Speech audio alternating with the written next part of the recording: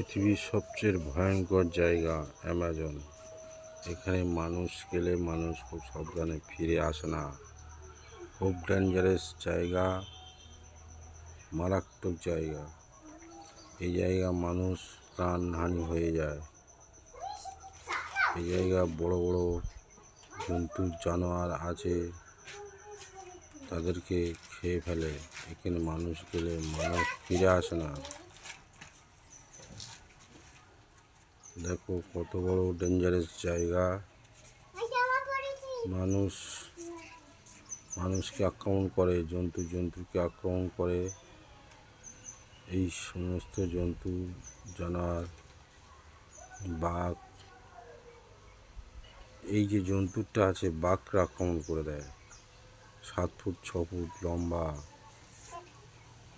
কি সুন্দর একটা